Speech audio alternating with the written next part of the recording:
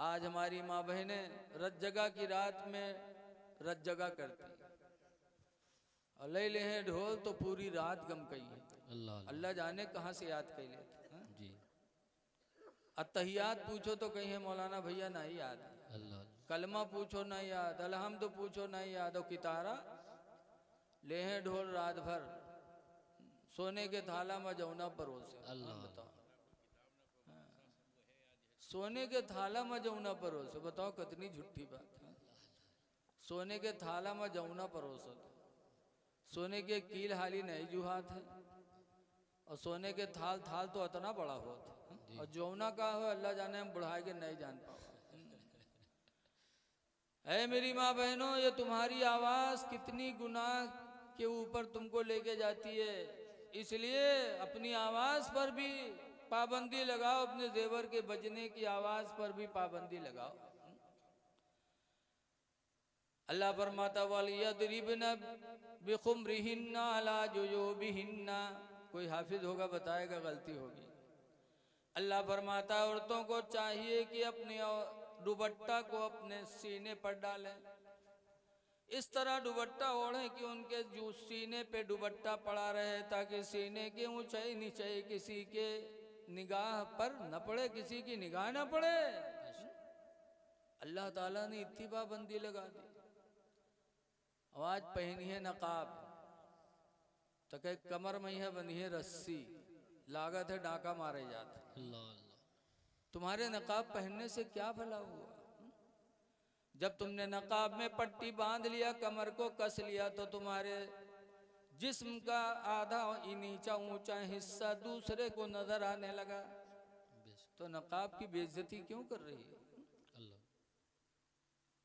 इसीलिए मेरे नबी ने 1400 साल पहले बताया था, हदीस पाक है, नबी हुरैरा काला काला रसूलुल्लाह, हजरत अबू हुरैरा से रवायत है, उन्होंने कहा अल्लाह के रसूल सल्लल्लाहु अलैहि वसल्लम ने फरमाया कि एक ज़माना ऐसा आएगा कि सरकार फरमाते कासियातुन, औरतें लिबास पहने होंगी, आरियातुन, फिर भी नंगी होंगी।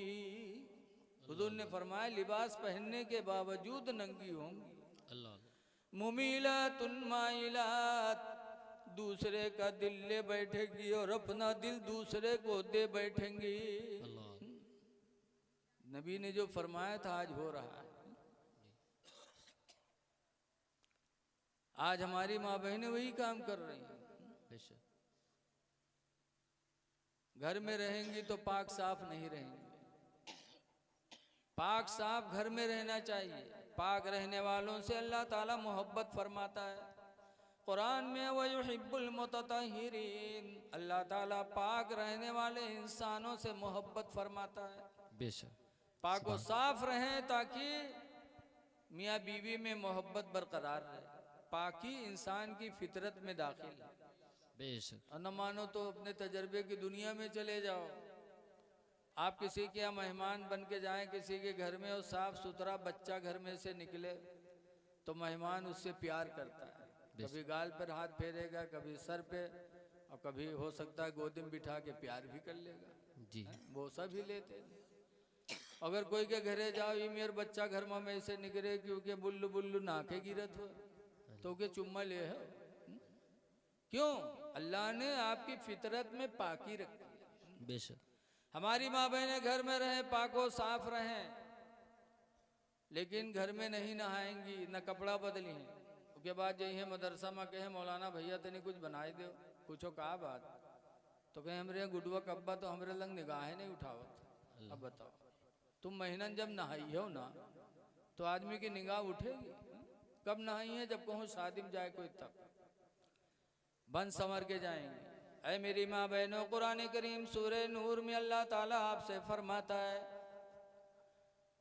ला युबदीन ज़ीनतहुन्ना, हरगिज हरगिज कोई औरत अपना बनाव संवार किसी को न दिखाए, इल्ला लिबुलतिहिन्ना, मगर अपने शौहर को, औ आबाइहिन्ना, या अपने बाप को, औ आबाइहिन्ना बुलतिहिन्ना, औ आबाइ बुलतिहिन्ना, या अपने ससुर को। ससुर के सामने बन संवर के रहे, बाप के सामने बन संवर के रहे, शौहर के सामने बन संवर के रहे, ताकि ये लोग खुश हों कि शौहर खुश हो कि अल्लाह ने हमें खूबसूरत बीवी दी, बेशक बाप खुश हो कि अल्लाह ने हमें नेक औलाद, अच्छी औलाद दिया, और ससुर भी खुश हो कि अल्लाह ताला ने हमारे घर में खूबसूरत बहू भेज दिया। बेशक लेकिन हमारी माँ बहनें इससे कतराती, जी इसलिए बनाओ संवार करो, जीनत तुम्हारे लिए है लेकिन घर के अंदर रह कर के। जी शादी ब्याह में बन संवर के जाते हो के बाद कोनों से मुस्कियाई बतियाने हुए मर्दवा के निगाह कहूँ परीगा, बहुएं से लतियावे शुरू करत है, क्या रे तू किसे मुस्कियात रह रहे। इसलिए माँ बहनों से गुजारिश है कि पाक व साफ रहें, नमाज की पाबंदी करें। एक और बात सुन लो, हुजूर से पूछा गया था सबसे अच्छी औरत कौन है, ये भी पूछा गया सबसे अच्छा आदमी कौन है, और ये भी पूछा गया सबसे अच्छी औरत कौन है। जी हुजूर से पूछा गया था अय्युल मुस्लिम खैरुन, अल्लाह के रसूल कौन मुसलमान बेहतर है, तो सरकार ने फरमाया था मन सलिमल मुस्लिमून मिन लिसानिही व यदिही, मुसलमान वो बेहतर है जो अपनी जबान से दूसरे को बचाए, अपने हाथ से बचा ले, सुभान न हाथ से तकलीफ दे न जबान से, वो मुसलमान अच्छा मर्द। औरत, हुजूर से पूछा गया युल मरत खैरुन, अल्लाह के रसूल औरत सबसे बेहतर कौन है, तो सरकार ने 3 निशानियां बताई थी अच्छी औरत की। नंबर 1 पर फरमाया था इदा नजरा इलैहा फसर्रतहु, सबसे अच्छी औरत वो है कि जब उसका मर्द उसको देखे तो मर्द खुश हो जाए। बेशक मर्द बाहर से आवे, औरत को देखे, औरत इस तरह मुस्कुरा के सामने खड़ी हो जाए कि मर्द की तकलीफ खत्म हो जाए, सुभान तो औरत वो अच्छी। दूसरी निशानी वैदा अमरहा फताअतहु, और जब उसका मर्द उसको किसी चीज का हुक्म दे तो फौरन वो औरत उसकी फर्मा बरदारी कर ले, सुभान तो ये दूसरी निशानी। बेशक और तीसरी निशानी फरमाया वैदा गाबा अन्हा, जब उसका मर्द उससे गायब हो जाए, दिल्ली चला जाए, बंबई चला जाए, सऊदीया चला जाए, तो औरत क्या करे फ़अहसन फ़रजहु, तो अपने शर्मगाह की वो हिफाजत कर ले। बेशक फ़अहसन फ़रजहा, कि वो अपने शर्मगाह की वो हिफाजत यानी ज़िना से बची रहे कि मर्द बाहर है। बेशक तो 3 निशानियां जिस औरत के अंदर हो, औरत सबसे अच्छी। बेशक याद है मेरी माँ बहनों, जब तुम्हारा शौहर बाहर से आए तो परेशानी कुछ भी हो, लेकिन मर्द के सामने मुस्कुरा के सामने पेश आ जाओ, ताकि तुम्हारा मर्द खुश हो जाए। बेशक मर्द हुक्म दे तो फौरन फरमा बरदारी करो, मर्द न रहे तो अपने शर्मगाह की हिफाजत करो। बेशक लेकिन आजकल औरतें, अल्लाह रहम करे, मुबल्लिगीन का एक काफिला जा रहा था तबलीग में, तो रास्ते में देखा कि एक पेड़ के नीचे एक औरत बैठी रो रही थी। मुबल्लिगीन ने देखा, कहा अरे यार बाहर आबादी भी नहीं है, खेत में पेड़ के नीचे अकेले एक औरत रो रही, किसी मुसीबत में चल के इसकी मुसीबत पूछी जाए। लोगों ने कहा छोड़ो यार, औरत जात रोवे दो। लेकिन एक साहब उमा बड़े रहमदिल्ला कहीं नहीं यार, ये इंसानियत के खिलाफ है। इंसानियत यही है कि हम उससे पूछें फिर उसकी मदद करें। तो गए बेचारे, चले गए, वह सलाम की, पूछा क्यों रो रही हो, तब उसने बताया कि मेरा शौहर गायब हो गया, एक ज़माने से शौहर गायब है और रोज़ी कमाने वाला कोई नहीं है। मैंने चाहा कि दूसरे से शादी कर लूं ताकि मेरी ज़िंदगी भी अच्छी गुजरे, लेकिन शहर का कादी मुझे दूसरा निकाह नहीं करने देता। कहता है निकाह जब कर सकती हो जब तुम्हारा शौहर तुमको तलाक दे दे आके, या 2 गवाही आके दे दें कि तुम्हारे शौहर का इंतकाल हो गया, तुम बेवा हो गई, तब तुम दूसरा निकाह कर सकती, वरना नहीं। कहा फिर, कहा कोई तैयार नहीं है, इसी मुसीबत में मैं बाहर पड़ी रो रही हूँ, मेरे भाई तुम मेरा सहारा बन जाओ। कहा बताओ तो। कहा तुम मेरे साथ कादी के पास चले चलो और थोड़ी देर के लिए मेरे शौहर बन जाओ। और काजी के सामने चल के इतना कह दो कि मेरी बीवी है, मैं इसको रखना नहीं चाहता हूँ, ये कह के तुम तलाक दे दोगे तो काजी मुझे दूसरे निकाह की इजाज़त दे देगा, तो कम से कम हमारी दुनिया भी हरी भरी हो जाएगी। तो मुबल्लिग साहब सोचे नहीं, यार तो झूठ है, लेकिन तनिक झूठ बोल दे भाई कि ज़िंदगी के मसला है, बाद में तौबा कर ले। तो मुबल्लिग साहब तैयार हुई, कहीं चलो गए कादी साहब के सामने, खड़े हुए दोनों लोग। कादी साहब ने पूछा क्या मामला है? तो मुबल्लिग साहब ने कहा ये मेरी बीवी है लेकिन बड़ी निकम्मी है, बहुत कमीनी है, मैं इसको रखना नहीं चाहता। बीवी से पूछा तो बीवी ने कहा ठीक है, मैं कमीनी हूँ, इनके लायक नहीं होती है, मुझे तलाक दे दें। तो कादी साहब ने कहा भाई तुम्हारी मर्जी। तो मुबल्लिग साहब ने झटाझट 3 तलाक उसको दिया, और देने के बाद वहाँ से चले। जब चले तो समझिन काम हो ही गया, लेकिन जब चले तो औरतिया कादी साहब से कहा थे कादी साहब मैं निकम्मी थी, कमीनी थी, इनके लायक नहीं थी, इन्होंने मुझे तलाक दे दिया, कोई बात नहीं, लेकिन 25,000 रुपया जो महर बंधा रहा हो महर तो दे दें। अब मुबल्लिग साहब खड़बड़ाने पलटे, कहीं कहा था, कहीं कहित कहा है, जब हम तुम्हारे लायक नए रहन तलाक दे दियो तो हमार महर तो 25,000 दे दो। अब मुबल्लिग साहब फंसे, सोचे नगर कही थे सब झूठ है तो 420 में बंद हुई। तो कहीं सोच लो, दिल से सोच लो क्या कह रहे हो। कहा सब सोच लिया पहले से, जब हम तुम्हारे लायक नाई हैं छोड़ दियो तो हमार महर तो दे दो। कादी साहब ने कहा महर अदा कर। अब बेचारे क्या करें, बड़ी देर तक खड़े रहे। फिर कादी साहब से कहा मुझे 2 घंटे की मोहलत दे दो, मैं इंतज़ाम करके आ रहा हूँ। मुबल्लिग साहब गए, जो 1 बीघा 2 बीघा ज़मीन रहे बेचिन, और बेच बाज के 25,000 रुपया लाए दीन, तब उनके जान छूटी। औरतों का मकर बड़ा तगड़ा है, औरतों के फितने से जो बच गया, सरकार ने फरमाया तुम पर सबसे बड़ा फितना मेरे बाद औरतों का होगा। बेशक। इसलिए औरतों के फितने से बचो, औरतों के जाल में भी मत आओ। कुरान में कई दुकुन्ना अजीम, अल्लाह ने फरमाया है औरतों तुम्हारा मकर बहुत बड़ा है। इसलिए इन तमाम बातों के साथ साथ मैं आप हजरात से गुजारिश करता हूँ कि पाको साफ रहो, नमाज़ों की पाबंदी करो। और आज एक बच्चा हाफिज़ कुरान हो रहा है, आप लोग भी अपने बच्चों को हाफिज़ कुरान बनाओ। खुलफाए राशिदीन 4 थे, सब हाफिज़ कुरान थे, सहाबा हाफिज़ कुरान थे। एक जंगे जुमल हुई, उसमें 70 हुफ़ाज़ किराम सहाबा हाफिज थे जो शहीद हो गए। सहाबा भी हाफिज होते थे, अल्लाह के वली भी हाफिज, और हमारे तुम्हारे आला हजरत इमाम अहले सुन्नत भी हाफिज थे। सुभान अल्लाह, सुभान अल्लाह। अगर मसलके आला हजरत कदम भरते हो, दम भरना चाहिए, तो अपने बच्चों को हाफिज कुरान बनाओ, क्योंकि आला हजरत मुजद्दिद भी आलिम दीन के साथ साथ हाफिज कुरान थे। सुभान अल्लाह। हाफिज बनाओ, रोजी देने वाला अल्लाह। इस चक्कर में न बनाओ। बहुत से लोग कहते हैं कहा बताइए कहा पढ़ाए हाफिज जी, 4-4 हज़ार 5 हज़ार तनख्वाह पाई है। अरे रोजी देने वाला अल्लाह। कोई ज़रूरी है कि हाफिज होने के बाद वो मदरसे में पढ़ाए ही? हाफिज होने के बाद, आलिम होने के बाद वो कोई कारोबार भी कर सकता है। तिजारत करना नबियों की सुन्नत है, कर सकता है। इसलिए दुआ है कि अल्लाह ताला हाफिज कुरान होने वाले बच्चे को अल्लाह ताला आफात व बलियात से बचाए, और अल्लाह उसके दिलो दिमाग में पूरा कुरान महफूज फरमा दे। आमीन। अल्लाह हम सबका भला फरमाए। आमीन। इन्हीं चंद बातों के साथ मैं अपनी तकरीर ख़त्म कर रहा हूँ, चूँकि उलमाए किराम और शोराए इज़ाम काफ़ी हैं। अस्सलामु अलैकुम व रहमतुल्लाहि बरकातुहू। वालेकुम अस्सलाम। हो सकता है कुछ लोग बाकी हों जो मेरे बाद भी आपको कुछ सुनना पड़ेगा।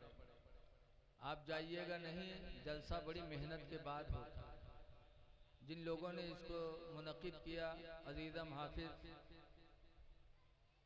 शहजाद शमशाद साहब किबला ने और उनके साथियों ने कितनी मेहनत की होगी। तो आप आज टाइम दे दो, जाग लो। किसी कहने वाले ने कहा है जागना है जाग लो, अफलाक के साए तले, हश्र तक सोना पड़ेगा खाक के साए तले। तो इसलिए मेरे बाद भी आपको सुनना सुनाना रहेगा। बड़े अच्छे अच्छे शायर आए हैं, आप उनके मुंह से अल्लाह और उसके रसूल की मदह सराय मदह सुनेंगे। एक बात मैं आपसे कहना चाहता हूँ कि आज ईमान के लुटेरे बहुत हैं। अभी हजरत ने फरमाया था, एक सूना जंगल रात अंधेरी छाई बदली काली है, सोने वालों जागत रहियो चोरों की रखवाली। आज ईमान की दावत देने आते हैं और ईमान लेके जाते हैं, इसलिए हमें ऐसों की सोहबत से भी बचना है। कुरान में फरमाता ला तरकनु इलल्लदीना ज़लमू, उनकी तरफ न झुको जिन्होंने अपने ऊपर जुल्म किया। फतमस्सकुमुन नार, कि उनकी वजह से कहीं जहन्नम की आग तुमको न छू ले। बदमज़हबों से बचने की ताकीद कुरान ने की है। मामलात हैं और एक है दोस्ताना। मामलात तो कर सकते हो, लेना देना अलग होता है, कारोबार अलग है, लेकिन और दोस्ती वो अपनी जगह पर। इसलिए ईमान बचे तो समझो हमारी असली पूंजी बच गई। हजरत इमाम आज़म अबू हनीफा रहमतुल्लाह अलैह एक जगह तकरीर कर रहे थे, तो एक बुढ़िया अपन बकरी लेके और बकरिया के दाढ़ी के बाल जा मेरा है। तो बुढ़िया कहला कि इमाम आज़म ये बताओ कि तुम्हारी दाढ़ी बढ़िया है कि हमरे बकरी की दाढ़ी बढ़िया है।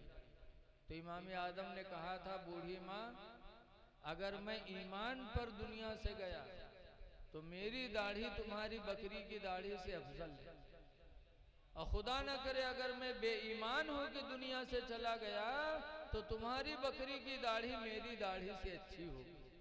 पता चला इमाम आज़म ने बता दिया कि चाहे दाढ़ी हो चाहे नमाज रोजा हो, सबका दारो मदार ईमान है। अगर ईमान महफूज है तो हमारी इबादतें भी महफूज हैं। इसलिए अपने ईमान को बचाने की कोशिश करो और मसलक अहले सुन्नत व जमात पे कायम व दायम रहो। आज अल्हम्दुलिल्लाह यही मसलक हक है। इस मसलक में हमें लापरवाही नहीं बताई गई। आला हजरत इमाम अहले सुन्नत रज़ियल्लाहु ताला अन्हु की जिंदगी पढ़ोगे तो इंशाअल्लाह ताला हम पर वो चीज़ वादे हो जाएगी कि आशिक़े रसूल कहते किसे। आशिक़े रसूल वही है जिससे कोई नबी की सुन्नत छूटने न पाए। आज हम दाढ़ी के बाल बनवाएं, दाढ़ी न रखाएं और हम कहें आशिक़े रसूल हैं, तो क्या हम आशिक़े रसूल बन सकते हैं? सहाबा से बड़े हम आशिक नहीं बन सकते, और कोई सहाबी ऐसा नहीं जिसने दाढ़ी बनवाई। हर सहाबी के चेहरे पे दाढ़ी थी। 1,24,000 या 2,24,000 नबी दुनिया में आए, सबके चेहरे पे दाढ़ी थी। इसलिए मुसलमानों अपने चेहरों पे दाढ़ियां रखा करके साबित कर दो कि हम मुसलमान हैं, और दुनिया से जाओ तो मुसलमान बन के जाओ। और ऐ नौजवानों, तुम बुढ़ापे का सहारा न करो कि हम बूढ़े होंगे तब दाढ़ी रखाएंगे, खुदा जाने बुढ़ापा मिले कि न मिले, किस वक्त बुलावा आ जाए। लिखा है दाढ़ी कब्र में रोशनी का सहारा है, जिसके चेहरे पे दाढ़ी होगी उसकी कब्र मुनव्वर होगी। तो अंधेरी कोठरी में रोशनी का इंतजाम कर लो, रहती दुनिया दाढ़ी चेहरे पे रखा लो। लेकिन आज हम लोगों के दिल इतने ढीठ हो गए हैं। एक बुढ़वा रहा बीमार बहुत हो गए, लड़का उका घेरे बैठे, अब्बा ई बात अब्बा वो बात, इतने मैया बुढ़वा कहा थे भैया रे हम बचबे ना। तो कहीं तब अब्बा, तो बुढ़वा कहते जो हम मर जेबे ना तो हमरे कफन में पुरान कपड़ा दियो नवा न दियो। लड़के कहना अब्बा यूँ कहाँ हो सकत है कि हमरे लिए सब कुछ की हो, मर जियो तुम लोग कफन पुरान कपड़ा देवे। गाँव वाले कहा कहीं है अब्बा?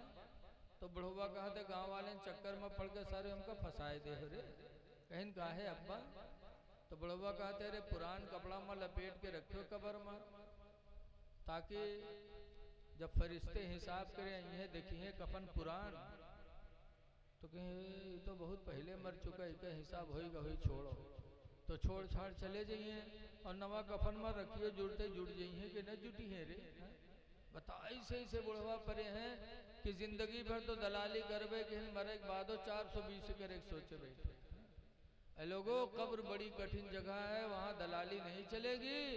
अल्लाह कुरान में फरमाता इन्ना बतशा रब्बिका लशदीद, बेशक तुम्हारे रब की पकड़ बहुत सख्त है। इसलिए चेहरों पे दाढ़ी रखा लो ताकि कब्र में रोशनी का सहारा हो जाए। कब्र वो वहशतनाक जगह है कि आला हजरत इतने बड़े मुजद्दिद फिर भी अपनी नबी की बारगाह में फरियाद करते हैं, या रसूल अल्लाह खड़े हैं मुनकर नकीर सर पर, न कोई हामी न कोई यावर। खड़े हैं मुनकर नकीर सर पर, न कोई हामी न कोई यावर। और बता दो आकर मेरे पैगंबर के सख्त मुश्किल जवाब में है। बता दो आकर मेरे पैगंबर के सख्त मुश्किल जवाब में है। ख़ास तौर से हमारी माँ बहनों को भी नबी की सुन्नतों का ध्यान देना चाहिए, इसलिए कि औरतों को मकाम मिला है तो नबी रहमत के वसीले से मिला है। नबी करीम सल्लल्लाहु अलैहि वसल्लम आए तो औरतों को इज्जत मिली, वरना औरतों पर कितना जुल्म होता था, तारीख पढ़ो सुनो तो पता चलेगा। इसलिए हमारी माँ बहनों को ख़ास तौर से ध्यान देना चाहिए कि वो दीन से करीब हों, बुरी बातों से दूर रहें, इसलिए कि इनकी गोद बहुत अहम है। बताया गया उतलुबुल इल्मा मिनल महदी, माँ की गोद से इल्म हासिल करो। बच्चों का सबसे पहला मदरसा माँ की गोद है। जब हमारी माँ बहनें अपनी गोद में बच्चों को दीन की तरफ रागिब करेंगी तो बच्चा दीनदार बनेगा।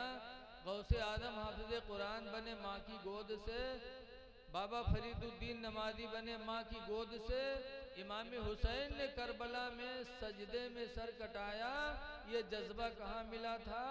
उनकी माँ फातिमा की गोद से। इसलिए कल की माएँ अपने बच्चों को गोद में लेती थीं और सीने पे रख के सुलाती थी, कहती थी कि सो जाओ या मुस्तफा कहते कहते, खुले आँखों सल्ले आला कहते कहते, कि बेटा सो तो मुस्तफ़ा के नाम पर और उठो तो मुस्तफ़ा के नाम पर।